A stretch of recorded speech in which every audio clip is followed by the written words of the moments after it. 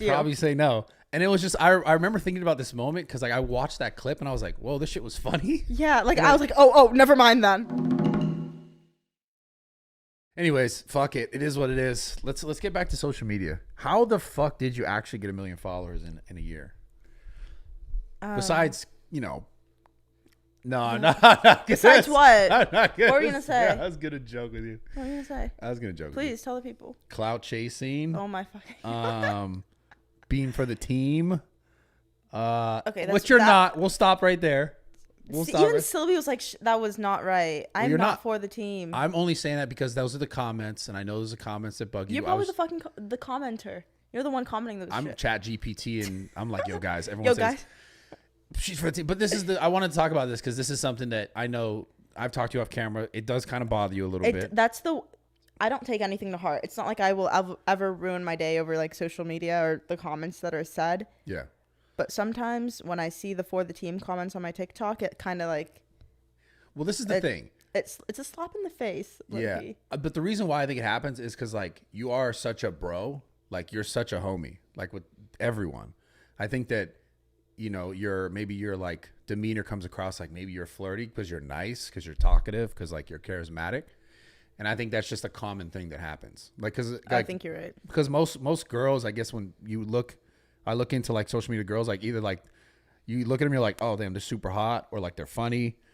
You have this like weird in between. Yeah. Where like you're not really funny, you're not super hot. It's like, but you're like both. You're kind of ugly. You're not really that I'm fucking funny. with you.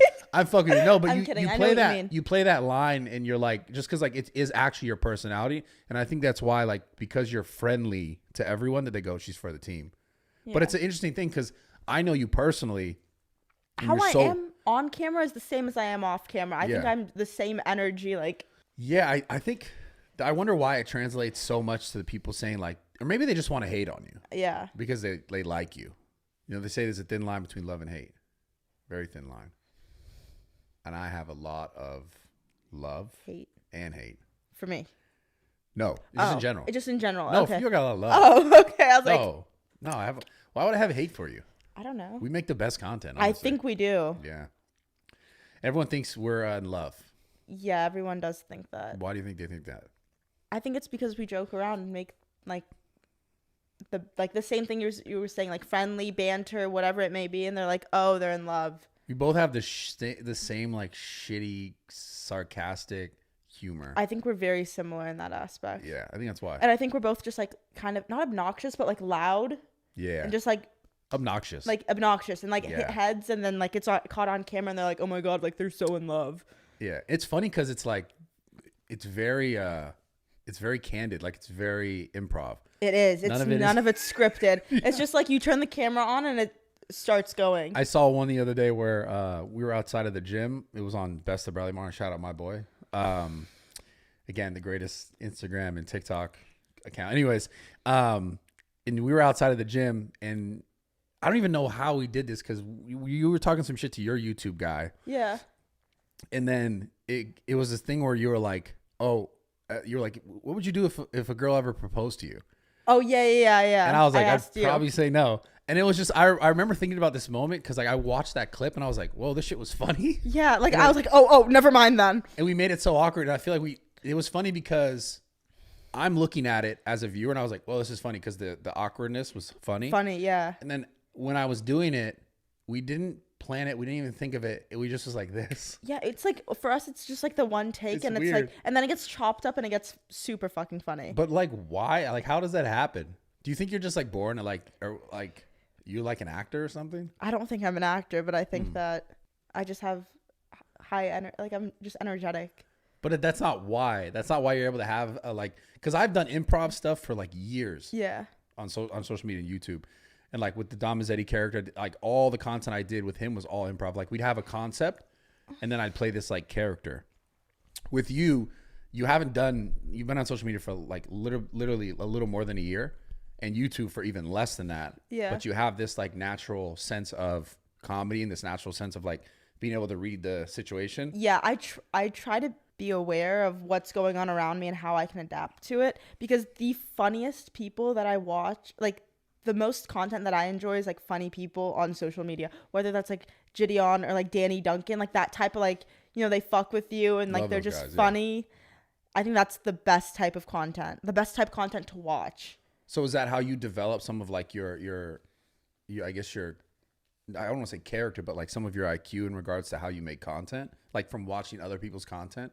I think so, but I think that's also just how I am. Like I was saying, like on camera, off camera, I still fuck with people and I still like do the banter.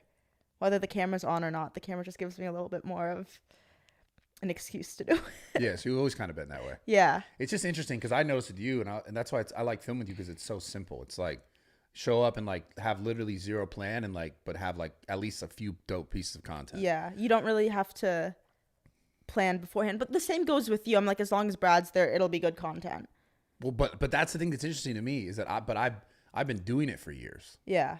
You haven't. So when I look at you, I'm like, damn, the chick, like she could really fucking, you're going places, kid. I'm like people comment on my shit, mini Bradley Martin. Yeah, it's because you're fucking hated. Yeah, I know. Yeah, you're hated, dude. No, you're really loved. But no, so this is interesting. Like the idea, this idea of you said it, the way you are off camera is the same kind of way and style you are kind of like on camera, right? And I think that's the only way someone can be successful is if you want to do social media or whatever it is, but you do it off camera and on camera. Like Jacob edits off camera and on camera. If he were to do that, he could implement that every day. Yeah, because so that's his life. Yes. So I had the same conversation when we did the Full Send Pod with Chris Bumstead, and I've had this conversation with tons of really successful people. But the people who are greatest at things, the things that like are outward reflecting, I was like, oh, that guy's so good at this, or oh, that girl's so good at that, are people who really do these things because they really love them. Like Jacob has been editing and like doing this shit, and he actually like enjoys the whole process. So then obviously he does it for a job. He's taking more care in it. Yeah. You do this, you like, this is who you are on or off camera. So when you're like performing, it's like seamless and simple. Yeah. Chris was talking about in relationship to like bodybuilding. He loved it. He enjoyed it so much after he found sports. He's like, whoa, I like this bodybuilding shit. I want to continue to be competitive. Like he has that mentality. The people who are really successful at the things they do are very successful because like it really means something to them, because it's like also who they are. Yeah. Like versus a lot of people get into things because they see someone else do it and they go, I want to be successful too. Let me almost pretend like I like this shit. Yeah. Then it never works. There's no longevity in that. Yeah. Because you'd be working out if the camera wasn't there, or so your following wasn't there. You'd still be working out. Same goes with me. Oh yeah. I mean, before this shit existed, that's what I did. Like, Yeah. it wasn't like something that I was like, oh, I can be famous on social media. I was just working out and it was my life. And I was Yeah. a trainer.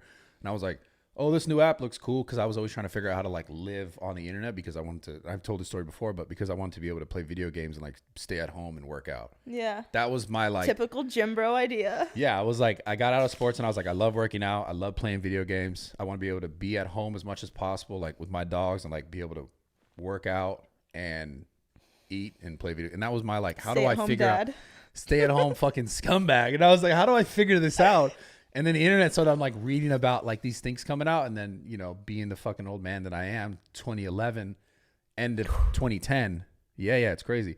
I was just found the app because I was like constantly looking on the app store to find apps to figure out, like, because I tried Twitter and I was like, I don't know how to do this shit.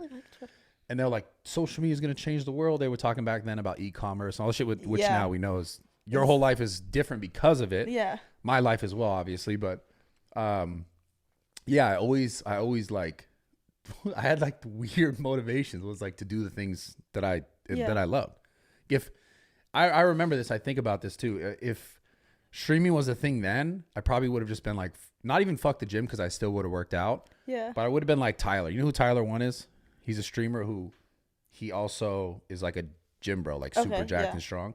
That's what I probably would have done. I probably would have been a streamer, because I was such a nerd playing video games. But didn't you try streaming like last year for a while? Yeah, but so last year for a while, I'm so involved in this stuff. Yeah. I'm talking about back then. Back then, okay, before this stuff existed. Yeah, before I was like, oh, I have all these things to deal with. Back then, I was just a huge nerd. Gotcha. I would work out and I would play video games, probably the equal amount.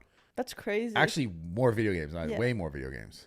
But like my focus was those two things, and then like eating food. And what I'm saying is, back then, if streaming was a thing, because like the circumstances that I was in as far as the video games I was playing, I was like really like high level in those fucking video games, like World of Warcraft at the time, but streaming wasn't a thing that people were doing. Yeah. So sooner or later, I was destined to be a fucking Internet icon. An internet nerd. Okay. Yeah. Hate it or love it. But anyways, this is to you, right? Like when you were doing this, you know, social media grind at any point over the last like year and a half, which is so crazy to think you did it in like a little over a year. Did you ever want to quit? No. No.